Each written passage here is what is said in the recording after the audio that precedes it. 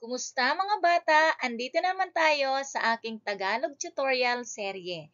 Ang pag-uusapan natin ngayon ay sum and product of roots of quadratic equation. Ito na naman ang inyong Teacher Ev. Para sa ating objectives o layunin, at the end of the session, the student should be able to describe the relationship between the coefficients and the roots of a quadratic equation. Second, determine the sum and products of the quadratic equation. Pangatlo, show interest and confidence in solving quadratic equations by engaging in group activity and expressing the usefulness of shortcuts like sum and product of roots. At para sa ating mabilisang pagbabalik-aral, gagawin natin ang oral activity. Handa na ba kayo? Susubukin ko ngayon kung naaalala nyo pa ang 4 fundamental operation. Okay, simulan na natin. Ano ang sum ng 7 plus 15? Magaling, 22. Ano naman ang sum ng negative 9 at positive 15?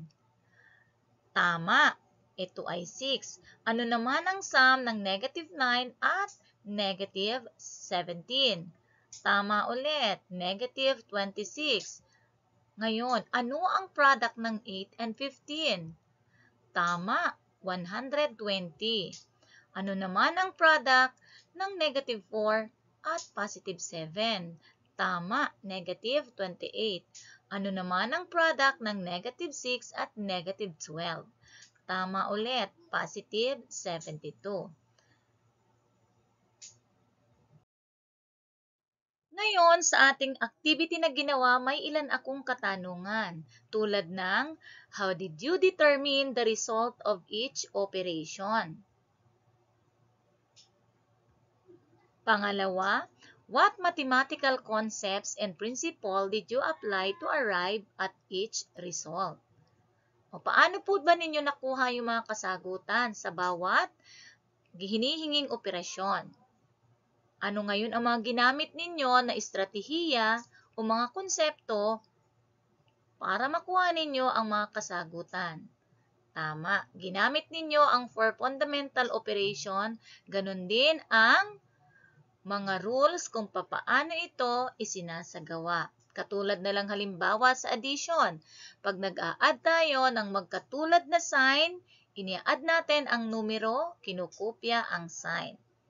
Subalit kapag nag-a-add tayo ng magkaiba ang sign, halimbawa isang positive at isang negative, sinusubtract natin ang numero at ang sign ng resulta ay sumusunod sa numero na may mataas na absolute value. Ganon din sa multiplication. Kapag tayo ay nagmumultiply na magkaparihong sign na numero, ang sign ng product ay positive. Subalit kapag naman tayo ay nagmumultiply ng magkaibang sign ng numero, ang sign ng product ay negative. Ako na tayo sa bahaging establishing the purpose of the lesson. Bahaging ito, gagawin natin ang speed test. Ito po ay grupuhan. Narito ang panuto. Find the roots of the quadratic equation using any methods as fast as you can. So, hahanapin po ninyo ang sagot ng mga quadratic equation na ibibigay ko. Pwede ninyong gamitin ang kahit na anong pamamaraan na kaya ninyo. Basta at makukuha ninyo sa mabilis na pamamaraan o sa mabilis na oras, kayo ang mananalo. Handa na ba ang lahat ng grupo? Magsimula na tayo. Uulitin ko ang panuto. Ibibigay ang roots ng quadratic equation na ipapakita ko sa mabilis na paraang kaya ninyo gamit ang alam ninyong mga estratehiya. Narito ang unang quadratic equation. Tama! Ang roots niya ay negative 1 at negative 2. Para sa ating ikalawang quadratic equation, s squared minus 5s plus 6 equals 0. Magaling! Ang kanyang mga roots ay 3 and 2. Para sa ikatlo nating quadratic equation, r squared plus 2r minus 8 equals 0. Tama ulit, negative 4 and positive 2. At para sa ating ikaapat na quadratic equation, t squared plus 12t plus 36 equals 0. Magaling! Negative 6 and negative 6. Alam kong magaling na kayong lahat kaya pwede na nating pag-usapan ang ating paksa ngayon. Tara! Para sa bahaging lesson proper, andito ang ating gagamiting formula sa pagkuha ng sum of the roots of a quadratic equation. Siya ay pwede nating makuha gamit ang expression na negative b over a. Samantalang, ang product of the roots of a quadratic equation ay makukuha natin sa pamamagitan ng expression na c over a. Ang s nga pala dito ay nagre-represent sa phrase na sum of the roots, samantalang ang p ay para sa phrase na product of the roots. Ngayon, bago natin gamitin ang mga nakikita ninyo o mga nakita ninyo kanina na mga formula, ipapakita ko muna sa inyo kung paano ito nakuha. Ang makikita ninyo sa slide na ito ay ang derivation ng sum and product of the roots. Dahil po dun sa nauna nating mga video na ipakita ko sa inyo na pwede nating makuha ang unang root o x sub 1 sa pamamagitan ng negative b plus square root of b square minus 4ac divided by 2a. Ganon din ang root sub 2 o ang x sub 2, pwede natin siyang makuha kung gagamitin natin ang expression na negative b minus square root of b square minus 4ac divided by 2a. Ito po ay halaw natin doon sa quadratic formula. Dahil nga ang hinahanap natin ay sum, ang gagawin lang natin ay pag-a-add natin yung mga value ng x sub 1 o root number 1 at yung root number 2. Kaya may nakikita kayo ditong x sub 1 plus x sub 2. Ang gagawin natin o ang ginawa ko dito na nakikita ninyo, lahat ng mga values ng mga unang expression sa kaliwa ay sinubstitute lang natin. Kaya nakikita ninyo si negative b plus square root of b square minus 4ac divided by 2a plus the value of x sub 2 or ikalawang root na negative b minus square root of b square minus 4ac divided by 4. Gagamitin natin yung mga konsepto na ini-apply ninyo dun sa unang bahagi ng video ito, ang addition. So, kung mapapansin natin, nag-a-add tayo ng dalawang fraction at ang fraction na ina-add natin ay similar. Kaya, pwede na natin kopyahin, ang denominator na 2a. And then, i-add natin yung kanyang numerator dahil ang numerator niya ay binomial, iisa-isahin natin. Pagsasamahin natin muna yung magkakatulad, ay igugrupo natin. Si negative b at saka si negative b ay magkatulad. Kaya negative b plus negative b, magkakaroon tayo ng negative 2b. Kaya na to, nakita nyo na. And then, ito namang si positive square root of b square minus 4ac at saka si negative b square root of b square minus 4ac ay pareho din sila, kaya lang nagkaiba sila sa kanilang mga sign. Kaya, pag pinagsama, 0 ang kanilang resulta. Kaya nagkaroon tayo ng negative 2b over 2a. So, ngayon kung mapapansin ninyo, dun sa numerator and denominator natin ay may common. Kaya pwede rin natin siyang i-cancel out kasi 2b divided by 2a is negative b over a. Sorry, na-omit ko po yung sign. Kaya po, ito po yung dahilan kung bakit ang sum of the roots of a quadratic equation ay pwede nating makuha gamit ang expression na negative b over a. I hope na naintindihan ninyo kung bakit meron tayong formula ng pagkuha ng sum of the roots of a quadratic equation na s is equals to negative b over a. Kung saan, ang S ay stand for the phrase sum of the roots at yung negative b over a, ito yung expression na gagawin natin para mabilis nating makuha ang sum ng root ng quadratic equation.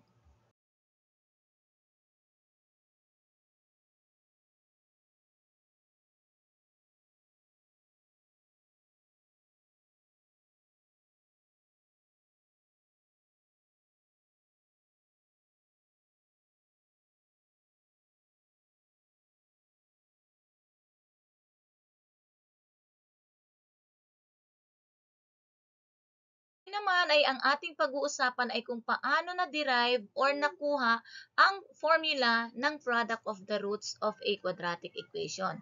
Katulad ng ginawa natin kanina, yung x sub 1 at saka x sub 2 ay imumultiply lang natin. Ngayon, iso-substitute natin yung kanilang mga expression kung paano makukuha. At yun ay negative b plus square root of b square minus 4ac divided by 2a. Ito po ay yung nagre-refer kay x sub 1, kung paano siya kukunin. Ngayon naman kay x sub 2, isa-substitute natin yung expression kung paano siya makukuha, which is negative b minus square root of b square minus 4ac divided by 2a. Gagamitin natin ngayon yung rule sa pag-multiply ng mga numerical expression or ng any integer. Ngayon, kung mapapansin natin, hindi po natin dito i-apply yung kapag common ang denominator ay kukopyahin. Dahil multiplication, ang rule po dyan, multiply the numerator to another numerator and denominator to another denominator. Kung mapapansin natin, ang numerator natin ay binomial. Kaya naman, iisa-isahin natin. Yung first term muna, imumultiply natin sa dalawang term ng ating ikalawang expression. Kaya we have negative b times negative b, magkakaroon tayo ng positive b square. Ngayon, itong negative b, imumultiply natin kay negative square root of b square minus 4ac, kaya magkakaroon tayo ng positive b square root of b square minus 4ac. Dito naman na tayo sa second term ng ating first expression, which is positive square root of b square minus 4ac. Imumultiply siya natin dito sa dalawang term ng ating ikalawang expression. So, positive square root of b square minus 4ac times negative b, magkaiba ang sign, so magiging negative ang kanilang sign ng product, which is negative b square root of b square minus 4ac. Doon na tayo sa ikalawa. Positive square root of b square minus 4ac times negative square root of b square minus 4ac. Kaya magkakaroon tayo ng negative b square plus 4ac. Bakit gayon na lang ang ating magiging sagot? Kasi po, pwede natin siyang ilabas na doon sa radical symbol kasi dalawa na siya, common. So, we can cancel out the radical symbol. Bakit naman naging positive? Kasi po, kapag nag-multiply tayo ng dalawang number na magkaiba ang sign, negative ang kanilang magiging sign of the product. So, pag nilabas natin, positive b square times negative, magkakaroon tayo ng negative b square. And negative 4ac times negative, magkakaroon tayo ng positive 4ac. Sana naintindihan ninyo yon. So, dako na tayo dito sa denominator. 2a times 2a is 4a square. Applying the law of exponent. Ano po? Ngayon, let us simplify. Kung mapapansin natin, itong positive b square root of b square minus 4ac at saka si negative b times square root of b square minus 4ac ay magkatulad. But, ang kanilang mga sign ay magkaiba. Kaya, pag pinagsama, 0 po sila. Ano? Kaya ang matitira natin ay b square minus b square plus 4ac. Magkatulad din si b square at saka si negative b square. Kaya lang magkaiba ang kanilang sign. Kaya b square minus b square is 0 also. Kaya po ang natira lang natin ay 4ac sa numerator at sa denominator naman ay 4a square. Kung mapapansin natin, may common din tayo, common term sa numerator at saka sa denominator, pwede po natin siyang isimplify. So, by means of the division, 4ac divided by 4a square. So, we can cancel out 4a and 4a kasi it is equivalent to 1. Kaya po, may natira sa numerator na c at dito naman sa denominator ay may natira naman na isang a. Ito po ang dahilan kung bakit ang pinakasimpleng gagamitin natin kung tayo ay maghahanap ng product of the roots of a quadratic equation ay ang expression na C over A.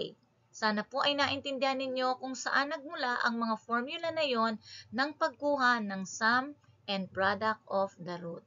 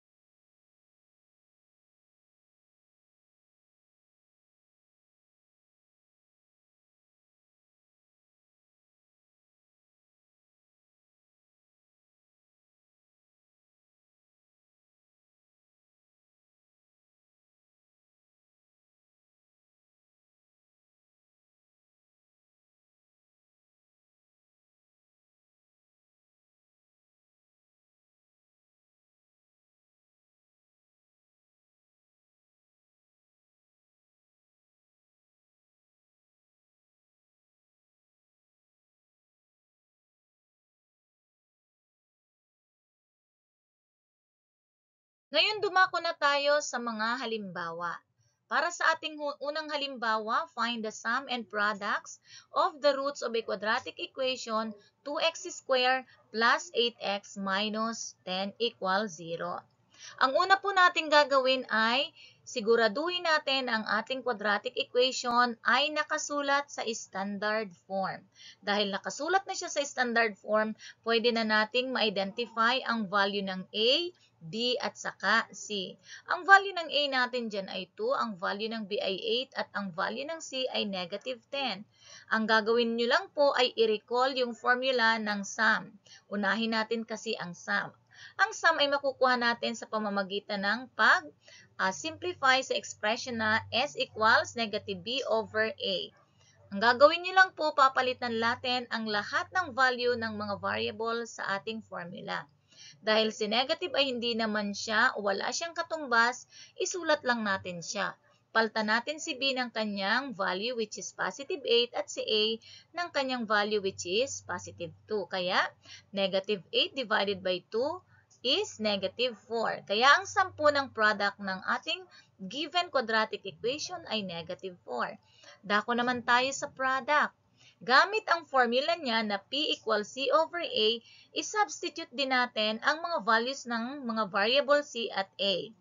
No, ang C po ay negative 10, while ang A po ay 2. So, negative 10 divided by 2 is negative 5. Kaya po ang product ng ating quadratic equation ay negative 5. So, to sum up, therefore, the sum of the roots of a quadratic equation 2x squared plus 8x minus 10 equals 0 is negative 4, while the product of the root is negative 5. Sana po ay naintindihan ninyo ang ating unang halimbawa. Para sa ating ikalawang halimbawa, find the sum and products of the quadratic equation x squared plus 4x plus 3. So, ang ating quadratic equation again ay nakasulat sa standard form. Kaya, mabilis na nating makikilala ano ang value ng A, B, at saka C. Si A ay 1, si B ay 4, at si C ay 3. Ngayon, ibabalang natin ang formula sa pagkuha ng sum of the roots. And that is negative B over A. Ang value ng B ay 4. Yung negative, ibabalang natin ha. So, yung value ng B ay 4 at ang value ng A ay 1. Negative 4 divided by 1 is negative 4. So, that's the sum. Samantalang ang formula sa pagkuha ng product ng roots ay C over A. Palitan lang natin ang value niya si C. Ang C ay 3 at ang value naman ni A ay 1. Ipalit natin. Kaya we have 3 over 1 and 3 divided by 1 is 3. So yun po ang product ng roots of quadratic equation x squared plus 4x plus 3 equals 0. While the sum is negative 4. Subukan natin o subukin natin kung naintindihan ninyo ang ating aralin ngayon. Kayo naman ang gumawa nito. Sige nga, determine the sum and product of the quadratic equation. And then, determine what are the roots after finding the product. So, ang ating unang sample ay 6x squared plus 12x minus 18 equals 0. Ano na nga ulit ang ating formula sa pagkuha ng sum? Tama. Sum or S is equals to negative B over A. Dito sa ating given quadratic equation, ano ba dito ang value ng A, B, and C? Tama, ang A ay 6, ang B ay 12, at ang C ay negative 18. Palitan natin ang B. So, yung negative, siya ay constant lang or as is. Kaya merong negative, palitan ang B ng 12, and then palitan ang A ng 6. Kaya negative 12 divided by 6 is negative 2. Ibig sabihin, ang sum ng ating quadratic equation ay negative 2. How about the product? Ibaba lang natin o i-recall lang natin ang formula sa pagkuha ng product of the root, which is C over A. Palitan natin ang C. Ang C ay negative 18. Ang A naman ay 6. So, negative 18 divided by 6 ay negative 3. Ngayon, alam niyo po ba na kahit hindi na natin isolve ang roots niya, gamit ang method na quadratic formula or any method by factoring or whatever, pwede na nating makuha ang roots niya. Ganito lang po ang gagawin ninyo. Ifa-factor po natin or hahanapin po natin ang factors ng negative 3 o nung product of the roots. Ano-ano ba ang mga possible factors ng negative 3? Tama, meron tayong negative 1 at positive 3. At meron din tayong negative 3 at positive 1. Pero alin pa sa dalawang factors na yan ng negative 3 ang pwede nating maging o tawagin nating roots? Ganito po ang gagawin ninyo. Magta-trial and error po kayo, ititest nyo po. Kailangan kapag pinagkuha natin ang sum, ay mag-jibe po doon sa negative 2 at pag kinuha natin ang product, ay equal sa negative 3. Sige, try natin. Let us find or add negative 1 and 3. What is the sum? Positive 2. No? Ngayon, how about the product? Negative 1 and times positive 3. Okay. Very good. It's negative 3. How about itong sum naman itong negative 3 plus 1? It's negative 2. How about the product? Negative 3 times 1 is negative 3. Meaning, ang roots po ng ating quadratic equation without solving using quadratic formula or even factoring or completing the square or extracting square root o kahit na ano pang mga methods ang pwede natin gawin ay negative 3 and 1. Isa pang halimbawa, alam ko na kulang yun at maaaring hindi nyo pa naintindihan. Ulitin natin, determine the sum and product of the quadratic equation x squared plus 4x minus 21 equals 0. Kuhain muna natin ang sum gamit ang kanyang formula which is negative b over a. Palitan natin. Ang a ay 1, ang b ay 4, at ang c ay negative 21.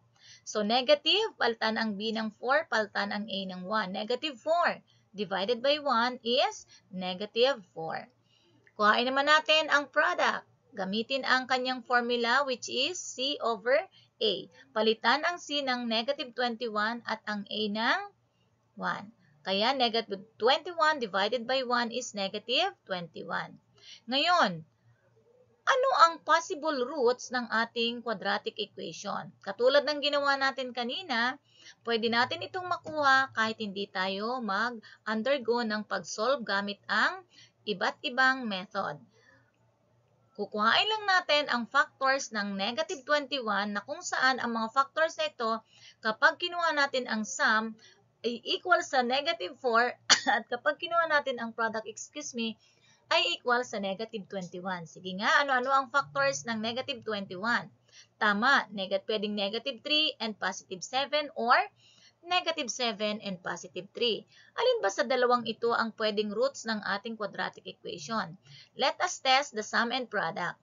Kuhain natin ang sum ng negative 3 and 4. So, ang sum niya ay positive 4. How about the product? Ang product niya ay negative 21. Kuhain naman natin ang sum ng negative 7 and positive 3.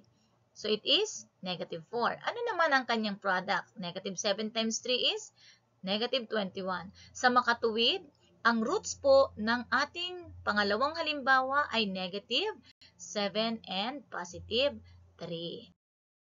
Yun ay ibibigay ko sa inyo ang pagkakataon upang ipakita kung may natutunan kayo sa ating aralin ngayong araw. May dalawa ako ditong quadratic equation na inihanda. Tatawag ako ng ilan sa inyo na magbuboluntaryo upang isagawa ang mga hinihingi sa bawat problem o sa bawat quadratic equation. Handa na ba kayo? Magaling dahil mahusay ninyong nagawa ang ating board work. Meron ako sa inyong ilang katanungang ibibigay. Para sa unang katanungan, how did you determine the sum and product of the roots of each quadratic equation?